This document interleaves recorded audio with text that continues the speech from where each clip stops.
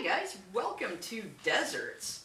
Now, I don't know if you know this, but I consider my American home, well, one of them, to be Socorro, New Mexico. I spent a lot of years living and working out there. And this is one of our postcards, which it says 30 miles from water and 2 feet from hell. But considering I was in graduate school when I lived out there, it kind of was hell. No, I'm kidding. I loved living out there in the middle of the desert. I loved going to graduate school. I'm not going to kid you, it's really, really hard, but it's also really, really worth it. So anyway, let's take a look at deserts. Are they really like this with, cactus and buzzards and, things like that? Well, many people, when they hear the word desert, the first thing they picture is like Tatooine, right? And just to give you an idea, those are people walking out there, so big sand dunes, right? That's a desert.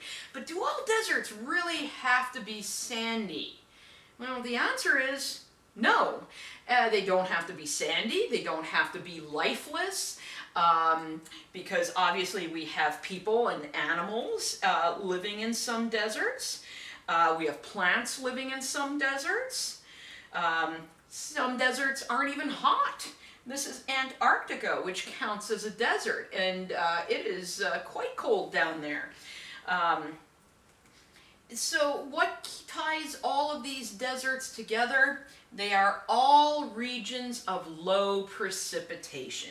And that's what makes a desert a desert. It has nothing to do with whether it's sandy or rocky or hot or windy or anything like that. It has to do with the fact that they get less than 10 inches of precipitation a year. Now that might leave you asking, well, how come there's all that snow and ice down in Antarctica and you're saying it's a desert? Well, that snow and ice has been accumulating for a very long time.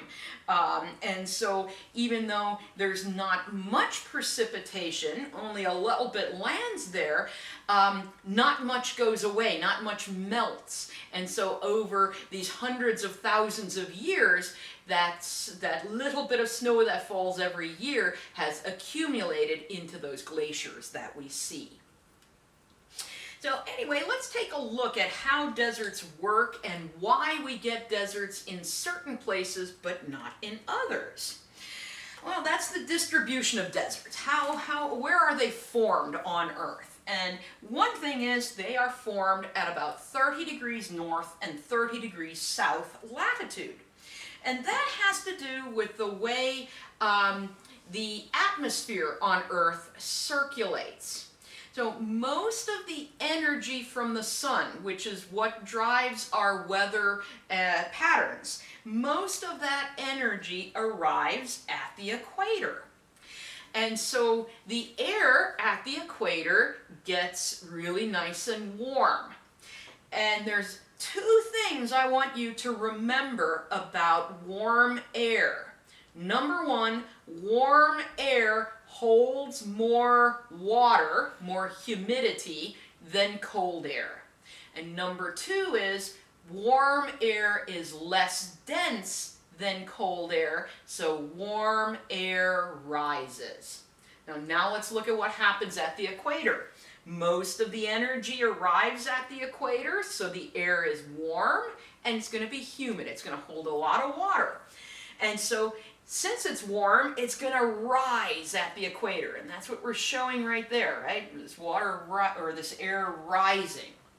And as we get higher in the atmosphere, it gets colder. So that warm air is rising and it's cooling. Remember, warm air holds more water than cold air, so as that air cools down, it loses its ability to hold all that water and it's going to rain.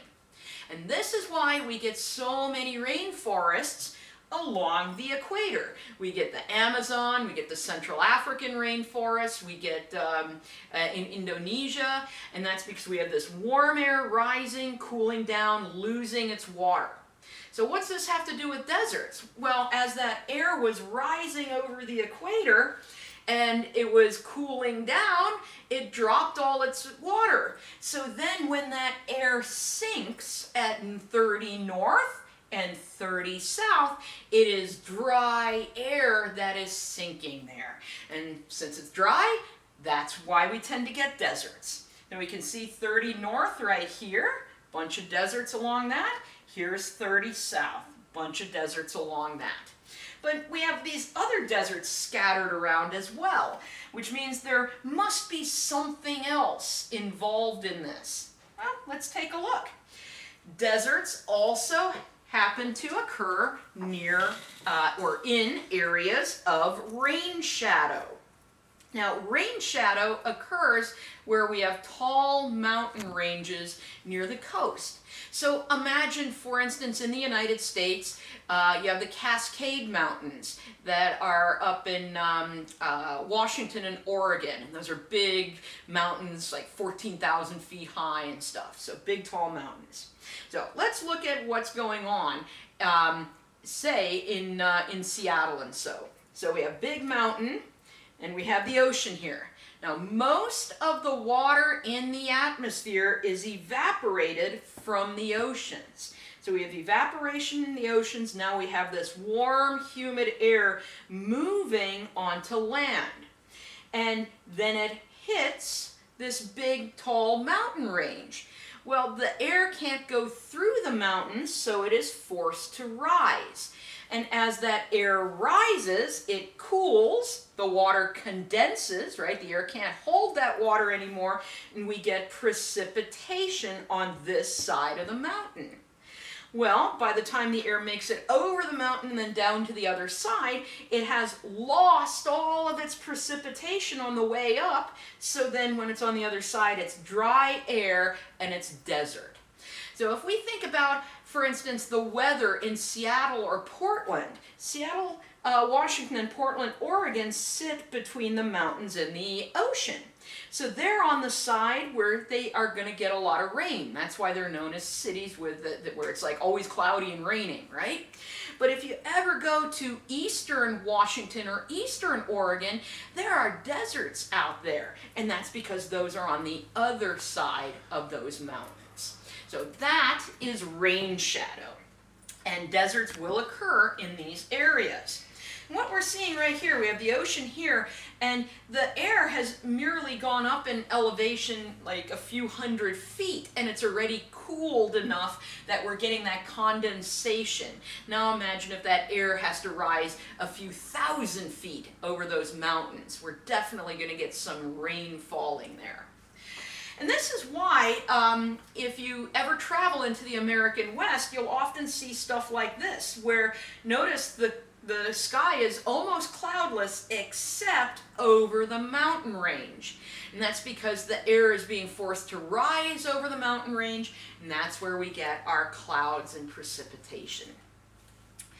Hawaii, on the Big Island, has quite a famous rain shadow. You can see up there it's still kind of green, but it's getting more yellow and brown as we come down.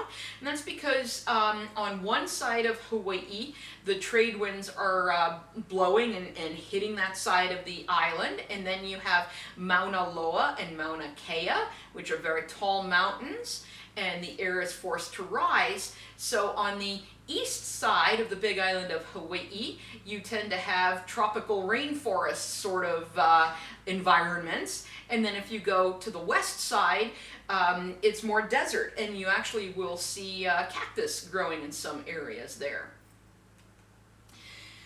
All right, another place we tend to get deserts is continental interiors far from the oceans. And that's because of what I just said with rain shadow, when I said most of the water in the atmosphere comes from the oceans.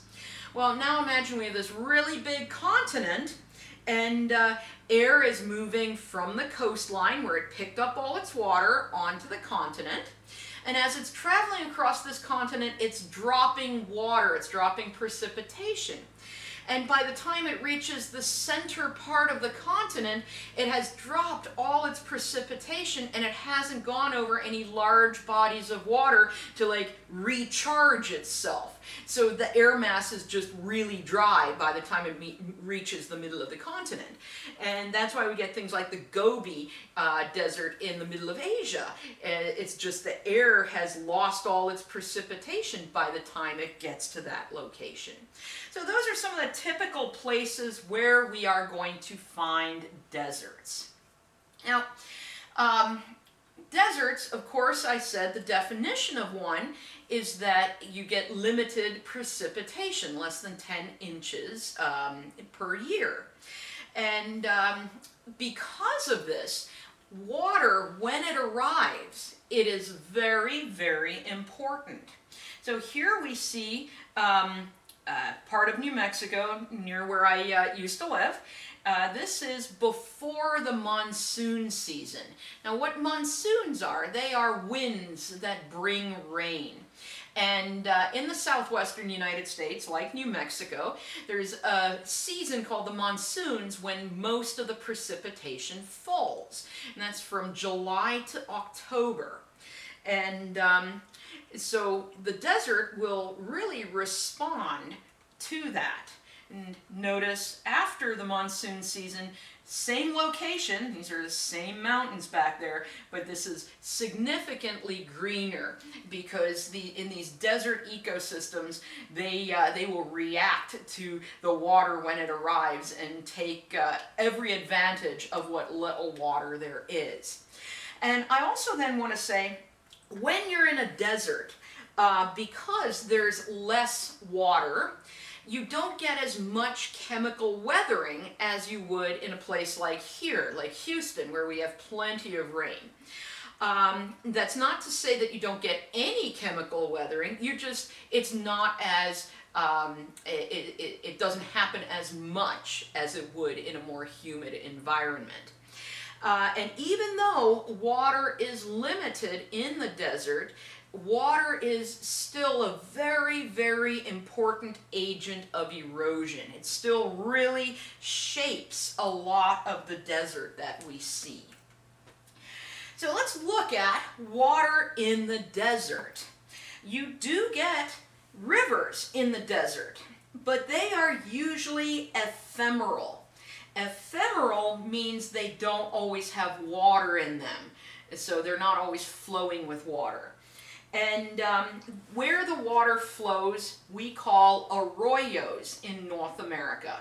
In other parts of the world where you have these ephemeral stream channels, like North Africa and the Middle East, they call them wadis. So different places have different terms for them, but here in North America we call them arroyos. It's an ephemeral stream channel. And flash flooding in these places is common. Flash flooding is when we have a flood event where the waters rise really, really quickly, but they also go away really, really quickly. And so what we have here, this is at Fight Ranch in New Mexico. This is one of those arroyos where we have no water in it, but following a rainstorm, we have water in it. That's a flash flood. I actually watched this flash flood. It lasted like 2 hours. Water came, water flowed away. The thing about these flash floods, though, in these desert areas, you might have a flash flood where you are, but it might not be raining where you are. It's very commonly in these desert areas, you get these isolated heavy rainstorms. So it's going to be like one single cloud moving across the desert, just dropping a whole lot of water. And if you happen to be downstream from that cloud, all of that water is going to flow in your direction. So if you're ever spending some time in the western US or other places where you have these ephemeral streams, always pay attention to the weather that's around you, not just right on top of you, because the weather around you can affect whether or not you have a flash flood. All right, so we have rivers in the desert, but we also have lakes in the desert. And these lakes are usually ephemeral as well. Again, they don't always have water in them. And they're usually supplied by internal drainage. Internal drainage means rivers flow into that lake, but there is no river flowing out of that lake. So where does all the water go? Well, some of the water might seep into the ground and become groundwater, but much of it is going to evaporate. And thus, many of these lakes end up being quite salty. And that's because the water enters, it gets evaporated, and when evaporation occurs, whatever is dissolved in the water is left behind. And what's commonly dissolved in the water is salt. So over many, many years, you have this water coming in, gets evaporated, leaves whatever is dissolved behind. This repeats over and over, and you can build up salts in these places. I do want to point out, I said with the rivers, they're usually ephemeral, and you might be thinking, but the Nile River flows through the desert, and it flows all the time. The Nile has its source out of the desert in a more humid, wet environment. So since its source is in a place that gets plenty of rainfall, thus it is not an ephemeral stream. But most rivers, or many rivers, are going to be temporary. And most lakes are going to be that as well. So this is an ephemeral lake. This is Badwater Basin in Death Valley. You can see all that white stuff behind there. That's all salt. Now this is Badwater Basin back in 2005. In the winter of 2004 to 5 was very, very wet in that area. And so a lot of snow fell in the mountains around Death Valley. And then in spring, all of that snow melted, and those rivers carried the meltwater into Badwater Basin. So behind me, that is all water. In fact, there is some dude in a kayak kayaking in the middle of Death Valley because the water is like 12 foot deep at its deepest. And I'm standing right at the edge with the water behind me, and then these white salts that are precipitating out of that salty water in front of me. All right. Time. All right, so let's talk a little bit about some of the landforms that are created in deserts. Now, in the United States, if you ask a biologist, they're going to tell you that there's 4 different deserts because they're going to break out these deserts by the ecology, by the life forms that live there. And so they'll be like, there's the Sonoran Desert and the Chihuahuan Desert and other, and like I said, it's all based on life forms and stuff. Geologists, on the other hand, we base our deserts off the landforms, what the rocks are like in those places. So for us, there's 2 basic desert areas in the United States. And one of them is the Colorado Plateau. And the Colorado Plateau occupies parts of northwestern New Mexico, northern Arizona, southern Utah, and western Colorado. So it's kind of focused on that Four Corners region. And what's unique about the Colorado Plateau is it has flat-lying rocks. And so I'm going to focus on these landforms of the Colorado Plateau, but I want you to realize you're going to be able to see these in any desert where there are horizontal rocks. So we could go to parts of Australia or parts of Libya or places where there's horizontal rocks, and we'd see these same landforms. So first one is going to be called a mesa. A mesa is a large, flat-topped hill bounded by cliffs. So it's going to have flat top, there's going to be cliffs at the side of it, and it's going to be large. And I'm not going to give you exact like square mileages and things, but imagine you could put a small village on top of one of these. There's a mesa, right? Flat-topped, bounded by cliffs, right? There's our cliff edges there, and you could definitely put like a little village on the top of that. This is off in Canyonlands National Park in Utah. And what's really fun, if you ever go there and you feel like having a little bit of an adventure, there is a road that leads from the top of this mesa down here. It's called Schaefer Trail. Looks like this. That's Schaefer Trail. I took that in a rainstorm with a very, very crazy professor, and that was an adventure. But anyway, that's a fun drive to do if you ever happen to be there. All right, but over time, this mesa is going to start eroding, right? We're still going to have weathering and erosion occurring, and so that mesa is going to get smaller and smaller over time. And eventually, it's going to get small enough that we're going to call this a butte. And a butte is kind of a medium-sized, flat-topped hill bounded by cliffs. So no more of putting a whole village on top of this. It's going to be like you could have your house and your yard on the top of this. And there's a butte, right? Flat top, cliffs at the edges. Well, imagine this too can end up weathering and eroding. And so that's going to get smaller and smaller. And then we're going to get a monument, also sometimes called a pinnacle. And this is going to be a small, flat-topped hill bounded by cliffs. Small, right? You can stand on it with maybe a few of your friends, but it's relatively small. So just to give you a comparison of those things, we have our mesa, right, our large one in the background, we have our butte, and we have our monument.